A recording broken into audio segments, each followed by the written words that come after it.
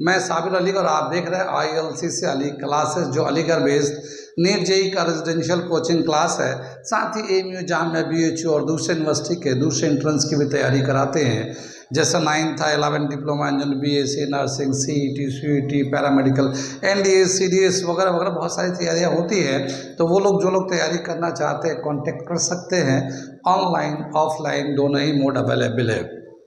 आज जो मैं वीडियो बना रहा हूँ वो एक बहुत ही इम्पॉर्टेंट पॉइंट्स को मैं हाईलाइट करना चाहता हूँ, और वो क्या है कि अब वो कैंडिडेट जो AMU के मेडिकल कॉलेज में पढ़ना चाहते हैं, अगर उनको नीट में 720 में से 720 मार्क्स भी आ जाए तब भी AMU के मेडिकल कॉलेज में उनका एडमिशन नहीं मिलेगा, अगर उन्होंने ये दो फॉर्मेलिटीज़ पूरा नहीं किया है। तो क्या समझ में आया? अगर आपने दो फॉर्मेलिटीज़ पूरा नहीं किया है तो आपके 720 में से 720 मार्क्स आए हो नीट में, फिर भी आपको AMU मेडिकल कॉलेज में एडमिशन नहीं मिल सकता है। वो क्या है दो फॉर्मेलिटीज़, वो बहुत ध्यान से सुन ले। वो बच्चे जो लोग नीट के एस्पिरेंट हैं या नीट दे रहे हैं या आने वाले दिनों में देंगे, वो ज़रूर पूरे वीडियो को देख लें कि आप वो दो फॉर्मेलिटीज़ क्या है। अगर आप AMU में मेडिकल में जाना चाहते हैं तो उसकी जानकारी कर लें। ओके, पहला जो फॉर्मेलिटीज़ दे रखा है वो ये कि जिस वक्त नीट का फॉर्म भरा जाता है, आमतौर पे जो नीट का फॉर्म आता है वो नवंबर दिसंबर में आता है। तो नवंबर दिसंबर में जब फॉर्म भरा जाता है तो बहुत सारे उसमें डेटा एंट्री की जाती है, लेकिन एक जगह ऐसा कॉलम आता है जहाँ पे आपको मेडिकल कॉलेज का प्रेफरेंस देना पड़ता है कि अगर आपके मार्क्स आते हैं, जितने भी आते हैं, उसके हिसाब से आप कौन से कॉलेज में अपने एडमिशन के लिए, काउंसलिंग के लिए प्रीफर करते हैं।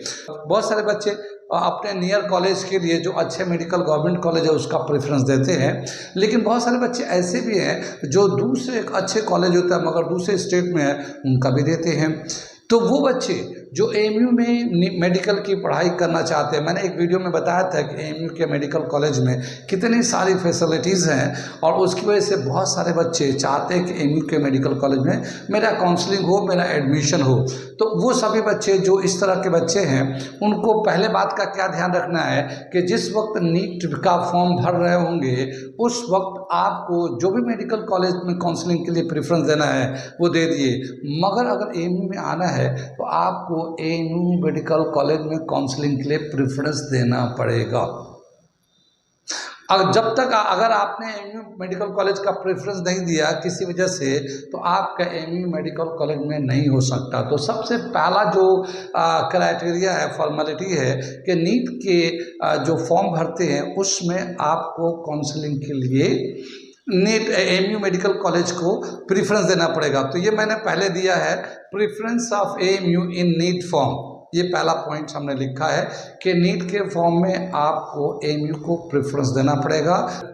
जो दूसरा क्राइटेरिया है वो ये कि जब नीट का टेस्ट होता है, आमतौर पे जो नीट का टेस्ट होता है मई के फर्स्ट वीक में होता है, ये हम लोग सभी जानते हैं। जो नॉर्मल उसका शेड्यूल है मई के फर्स्ट वीक में है। मई के कभी कभी दूसरे महीने में भी होता है, मगर वो कंडीशनल होता है। कभी कोई ऐसा कंडीशन हो जाता है, जैसे कोई बात होती है, तभी जाके वो डेट पोस्टपोन्ड या प्रीपोन्ड होता है। प्रीपोन्ड तो नहीं होता, पोस्टपोन्ड ही होता आमतौर पर, लेकिन वो शेड्यूल जो मंथ है वो है मई का फर्स्ट वीक। तो मई के फर्स्ट वीक में टेस्ट होता है पूरे ऑल ओवर इंडिया में जितने बच्चे बैठते हैं, और लगभग 2 महीने के बाद इसका रिजल्ट डिक्लेयर होता है। तो जब रिजल्ट डिक्लेयर होगा उसके बाद जो दूसरी फॉर्मेलिटीज़, अगर AMU में काउंसलिंग कराना है तो क्या है कि रिजल्ट डिक्लेयर होने के बाद AMU अपने वेबसाइट पे, AMU का अपना वेबसाइट है www.amucontrolexam.com, इस पे जो है AMU एक रजिस्ट्रेशन फॉर्म रिलीज़ करती है। ठीक है, यह एक रजिस्ट्रेशन फॉर्म अपलोड करती है। वो सभी बच्चे, चाहे वो इंटरनल हो चाहे एक्सटर्नल हो, वो सभी बच्चे जो AMU के मेडिकल कॉलेज में काउंसलिंग कराना चाहते हैं उनको ये रजिस्ट्रेशन फॉर्म भी भरना होगा। यानी वहाँ पे नीट में तो, नीट के फॉर्म में तो प्रेफरेंस दिया ही नहीं था, और ये दूसरा क्राइटेरिया है कि उनको रजिस्ट्रेशन फॉर्म भरना पड़ेगा। रजिस्ट्रेशन फॉर्म भर के जब भेजेंगे AMU को, AMU के वेबसाइट पे, तो उतने सारे बच्चों को जो लोग AMU मेडिकल कॉलेज में अपना काउंसलिंग कराते हैं, उनका डेटा आ जाता है एएमयू के पास, चाहे वह इंटरनल बच्चे हो चाहे एक्सटर्नल बच्चे हो। फिर उसके बाद एएमयू का जो कोऑर्डिनेटर है, जो एएमयू मेडिकल कॉलेज और नीट के बीच का जो पूरे कम्युनिकेशन को करते हैं, वो उन सारे बच्चों का रोल नंबर नीट से मंगाते हैं, या फिर यूँ कह सकते हैं नीट जो है जितने बच्चे प्रेफरेंस देते हैं एएमयू के लिए, उनके मार्क्स उनको भेज देता है एएमयू के वेबसाइट पे कि इतने बच्चों का ये मार्क्स मिला है। ठीक है, तो ये दूसरा फॉर्मेलिटीज हमने लिखा है, registration on AMU website after declaration of NEET result. तो ये दो बहुत ही इम्पॉर्टेंट फॉर्मेलिटीज़ है। वो बच्चे चाहे वो एक्सटर्नल हो चाहे इंटरनल हो, अगर वो एएमयू के मेडिकल कॉलेज में एडमिशन लेना चाहते हैं, काउंसलिंग कराना चाहते हैं, तो उनको ये दोनों फॉर्मेलिटीज़ को पूरा करना पड़ेगा। अगर उनके मान लो कोई बच्चा 720 में 720 लेके आ जाता नीट में, लेकिन इसमें से एक भी फॉर्मेलिटीज़ मिसिंग कर रहा है, चाहे वो नीट के फॉर्म में प्रेफरेंस नहीं दिया था या रजिस्ट्रेशन फॉर्म नहीं भरा है, तो उन दोनों में से कोई भी अगर फॉर्मेलिटीज़ का इनकम्प्लीट होता है तो उसका एएमयू मेडिकल कॉलेज में एडमिशन नहीं मिल सकता। कितनी बात बोले, क्लियर हो गई बात कि जो बच्चा भी एएमयू में मेडिकल कॉलेज में पढ़ाई करना चाहता है, चाहे एमबीबीएस को, बीएमएस हो, बीडीएस हो, उनको ये दो फॉर्मेलिटीज़ पूरा करना होगा। उसके बाद क्या होता है, मैं उसके बाद का पॉइंट बता देता हूँ कि जब आप रजिस्ट्रेशन भर देते हैं एएमयू की वेबसाइट पे, तो फिर एएमयू एक शेड्यूल देता है कि आपको अपने डॉक्यूमेंट्स को इस डेट से इस डेट तक आप अपलोड कर दें एएमयू के साइट पे।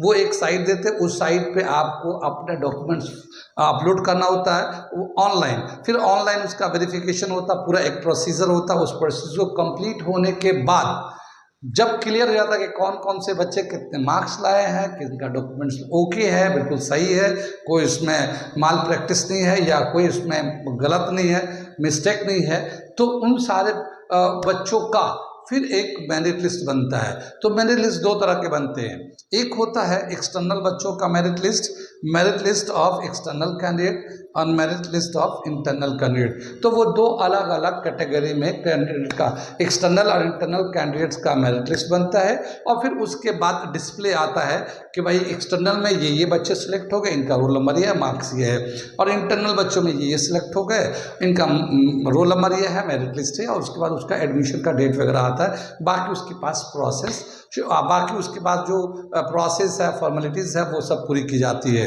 ठीक है, तो क्या समझ में आया कि अगर आपके 720 में 720 आ भी जाते हैं और आप चाहते कि एएमयू मेडिकल कॉलेज में एडमिशन मिल जाए, तो पॉसिबल नहीं है जब तक कि आप इन दोनों फॉर्मेलिटीज़ को कंप्लीट नहीं करेंगे।